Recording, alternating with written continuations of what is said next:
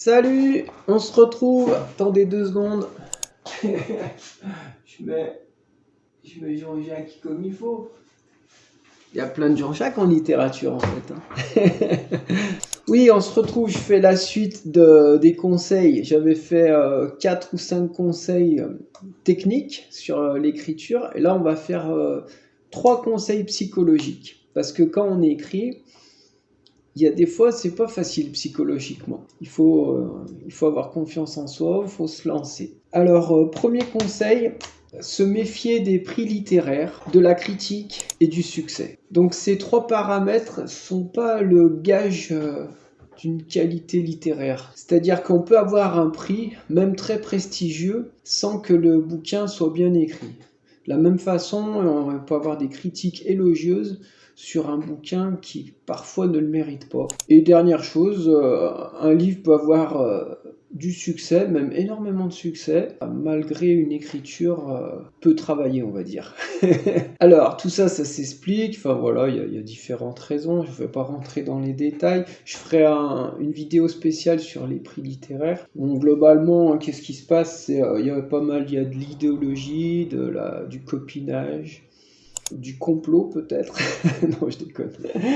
Et de l'incompétence aussi des fois, hein, voilà. Parce que sur un même auteur, vous pouvez avoir donc des critiques qui vont être sur un même auteur et sur un même bouquin, hein. Des critiques qui vont être franchement acerbes, sarcastiques, d'autres qui vont être très élogieuses. Donc comment on va se situer face à ça? Quand on débute, ça peut être très perturbant. On a une certaine idée de ce que peut être la littérature, et puis on entend un critique qui va porter au nu un auteur qu'on va trouver nul, franchement. Il y a des fois, voilà. C'est pas pour être méchant, des fois, voilà, il y a des auteurs qu'on trouve nuls et qui ont un succès incroyable. Donc là, l'idée, c'est pas de savoir si c'est nul ou pas, c'est qu'il faut se faire confiance. Faut pas se dénigrer. C'est surtout ça. Si on n'apprécie pas un auteur, c'est pas grave, on en apprécie un autre. Et c'est pour ça que c'est toujours bien de revenir au classique, c'est que globalement, tout le monde est un petit peu d'accord. Alors il y a des classiques qui sont plus difficiles. Personnellement, j'ai eu du mal avec Racine, que j'ai découvert cet été pour vous dire. C'est vrai, hein, je vous jure. Je me suis lancé dans Racine parce qu'à force d'entendre que c'était excellent, je me suis dit quand même, Ludo, faut que tu y ailles. Et alors, je ferai une vidéo sur Racine parce que ça vaut le coup. Et j'ai adoré, voilà. J'ai adoré, j'ai enchaîné 4 ou 5 pièces, et quand j'ai eu fini, j'ai relu les 4 ou 5 pièces. J'ai trouvé ça génial. Par contre, il y a un auteur pour lequel je n'y arrive pas encore, c'est Pascal. Je sais que tout le monde me dit que c'est génial, enfin tout le monde, tous les grands auteurs disent que c'est génial. Mais voilà, j'y arrive pas encore. Pascal et Saint-Simon aussi, pareil. Ils sont très différents d'ailleurs l'un de l'autre, hein.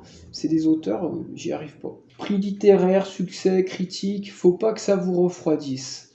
Deuxième conseil justement, c'est se faire confiance à soi-même. Ça veut pas dire non plus ne pas travailler et ne pas développer son goût. Si tout le monde vous dit que Molière et Racine c'est bien, c'est pas la peine de dire que c'est naze. Il faut essayer de comprendre pourquoi et développer son goût pour la littérature. Effectivement, ça peut pas venir tout seul. Quelqu'un qui lit pas tellement, si on lui donne Proust, il va pas y trouver un intérêt très grand. Mais à force de travailler, à force de se mettre dedans, on voit quand même qu'il y a une qualité dans le bouquin. Et c'est dommage de passer à côté. Je ferai une vidéo sur Proust d'ailleurs. Je résume, hein. Premier conseil, se méfier des prix littéraires. Faut pas que ça vous décourage. Quand vous trouvez un truc nul, c'est que parfois c'est nul. Je vais citer personne, hein. Les prix, hein, enfin bref. Se faire confiance, ça veut dire aussi écrire simplement ce qu'on a envie de lire. Parce qu'on a tendance au début à se faire une certaine idée de la littérature, de l'écrivain, et on en rajoute un peu. On en fait un peu trop. Il y a de la surenchère, il y a de l'affectation des fois. Faut rester simple. Faut être soi-même, et en étant soi-même, on trouvera son style. Chacun est différent, je le dis souvent ça, chacun est différent, il n'y a pas besoin d'en rajouter pour être original. Troisième conseil, ne pas attendre. Ouais, j'ai marqué, j'aurais dû commencer plutôt à écrire. Ça, c'est un petit regret que j'ai, c'est que je m'y suis mis un peu sur le tard. Enfin, j'ai toujours bricolé un peu, j'ai écrit des conneries. Et j'aurais dû m'y mettre un petit peu plus sérieusement plus tôt. Donc si vous avez commencé à écrire, il n'y a pas de souci, continuez. Si vous n'y êtes pas encore mis, je vous engage à commencer. Ne perdez pas de temps. Je rajoute un dernier petit truc, mais je pense qu'on est tous d'accord là-dessus. C'est que écrire, ça s'apprend. Faut pas se dire je sais faire, il faut pas dire j'y arriverai pas. À écrire, ça s'apprend. Avec les tutos de Ludo. Bon, j'espère que ça vous motivera. C'est l'idée d'ailleurs de ces tutos. Là, je parle de conseils psychologiques parce qu'en fait, dans les tutos, il y a bien cette idée derrière de trouver la motivation, de donner la motivation. Il y a apporter un petit bagage technique.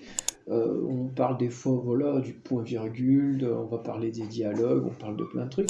Mais il y a le côté aussi coaching en fait. J'ai entraîné des gamins moi avant pour la course à pied. Je suis un coach, je suis un vrai coach.